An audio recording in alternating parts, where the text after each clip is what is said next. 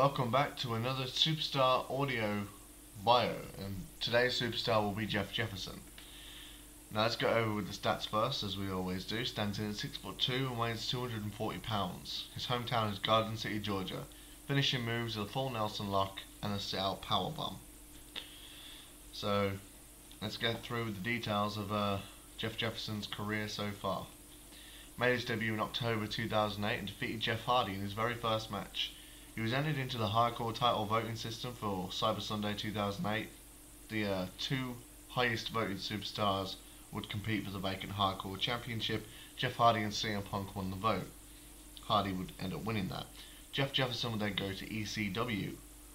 But the following Friday night after Cyber Sunday on SmackDown, Jefferson would defeat Jeff Hardy to become the new hardcore champion. Now over the next few months, Jefferson would lose almost all of his non-title matches, earning himself the nickname the Championship Jobber. He would then lose the hardcore title to the Boogeyman 6 days before the Royal Rumble in 2009. Jeff would win the title back in March, but have a short title reign when he'd lose it to Mark Henry at WrestleMania 25 pre-show. Jeff would then come to the ring on ECW and vow to stop losing matches and wants to get into the ECW Championship match at Backlash, but ECW General Manager Armando Estrada tells him that he needs to win matches.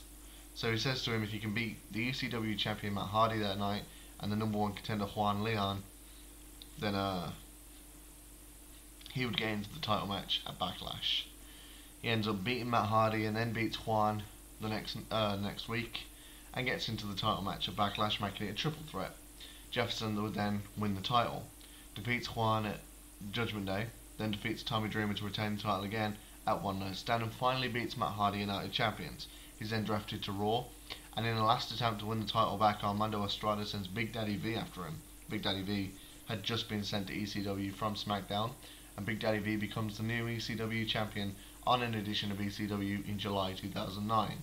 Jefferson started a feud with JBL, which intensified after JBL beat Gabriela Perez, which was Jefferson's manager, in a male versus female brawl, which JBL just completely destroyed her. This led to a match at SummerSlam 2009, which JBL won. Jefferson would then be entered into the King of the Ring tournament, make it to the finals, but would lose to MVP in the finals. He'd be out for a few weeks and come back without the King gimmick under the name Draganta, and then would beat MVP in his return match, which was a ladder match for a future shot at either the World Tag Team Championship or the Intercontinental Championship. He chooses the World Tag Team Championship, shows up at Survivor Series with his partner MVP to defeat John Morrison and The Miz for the Tag Team Championship. They would then start a feud with Cody Rhodes and Ted DiBiase and retain the titles against the two at Armageddon, as Rhodes and DiBiase faced Carlito and Primo for the rights to challenge Draganta and MVP for the Tag Team title at the Royal Rumble. Draganta and MVP themselves entered the Rumble itself. Draganta entered number 8 and only spent 11 seconds in the match before being eliminated by Vladimir Kozlov.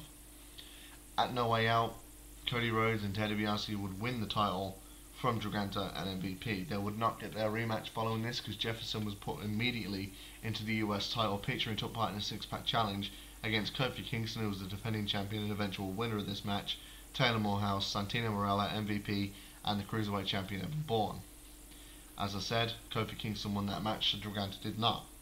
Draganta then comes to the ring on Raw the next night after WrestleMania and says that he's sick of losing and brings JBL back to the WWE to be his manager. And his victories start racking up as he beats MVP at Backlash. He now is out of action from pay-per-views, from Backlash to Night of Champions, but gets wins on Raw, competes in a six-pack challenge for the United States title at Night of Champions. The defending champion, Rex Adams, Kofi Kingston, Mark Henry, The Miz, and Jack Swagger in this match. Draganta ends up winning the match and the championship.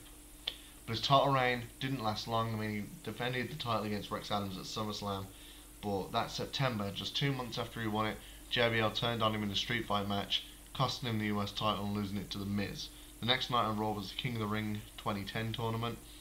Draganta would end up winning the title, defeating Jack Swagger in the finals, would then come back as his True King gimmick, and his first pay-per-view back as the True King defeated Wildfire at No Mercy.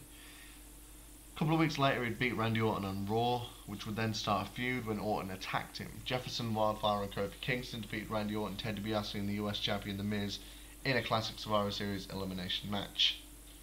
Randy Orton would then beat Jeff Jefferson in a table match at TLC, and then on the last Raw 2010, Orton beats Jefferson to end the feud. Jefferson, however, entered 2011 pretty strongly as he entered the Royal Rumble at entry number 1 and won it, last eliminating Chris Jericho. But however, he said he would not choose which champion to challenge for until after the Elimination Chamber when he knows who wins each world title match. Randy Orton retains the WWE title, but Chris Jericho becomes the new World Heavyweight Champion. Jeff Jefferson chooses to challenge Chris Jericho for the World Heavyweight Championship. A couple of days before WrestleMania defeats Drew McIntyre for the Intercontinental Championship, the match at WrestleMania becomes Intercontinental Champion Jeff Jefferson versus the World Heavyweight Champion Chris Jericho for both belts. Jefferson wins at WrestleMania, retaining the Intercontinental Championship and winning the World Heavyweight Championship. However, after this, he is forced to vacate the Intercontinental Championship. Retains the title against Chris Jericho in 2 rematches, one at Extreme Rules and then one at Judgment Day. The one at Judgment Day would turn out to be Jericho's last match. Jefferson would then start a feud with Kaiju over the world title, but Kaiju got himself disqualified in that match. If you've seen Kaiju's Superstar bio, you would know that. Jefferson then goes into United Champions in a 6-pack challenge to defend the title against Randy Orton, the Handsome Devil, Wade Barrett, John Morrison and CM Punk, which he would end up going on to win, to retain the title.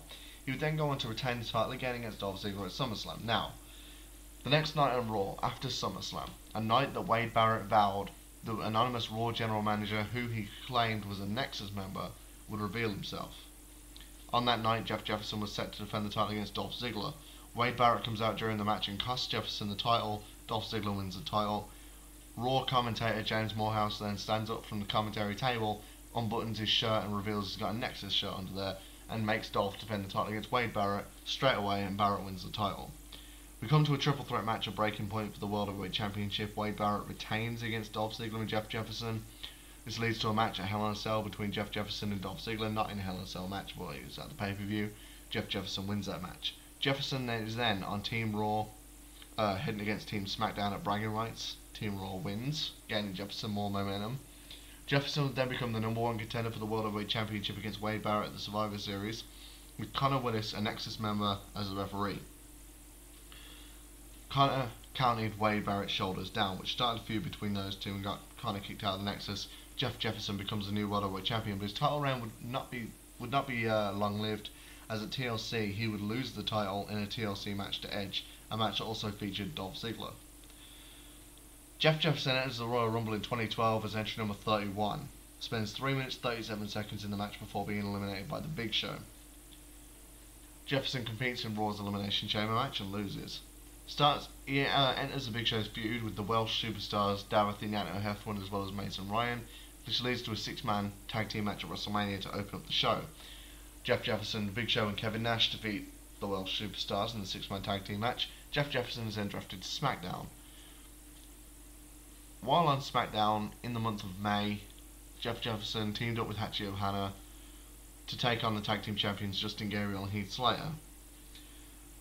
Jefferson and Hachi would lose that match, and Jefferson would turn heel in the process. For the first time in his WWE career, would turn heel and start a feud with Hachi Ohana. A short-lived feud. Ohana beats him at Over the Limit. Jeff Jefferson would then call himself the Champion of Champions, parading around with this unofficial championship belt, the silver belt with the Raw and SmackDown logos on it. He has a new buzz cut and a new darker ring gear. So, yeah, he was no longer the true king after that. He was now the Champion of Champions. The current storyline Jeff Jefferson is in is he's getting set for a match with the Handsome Devil at Starrcade. So, Starrcade on June 17th, there will be a results video. Now, before I finish this video, I'm going to choose out a random name from this vase to see who will get a video made for them tomorrow.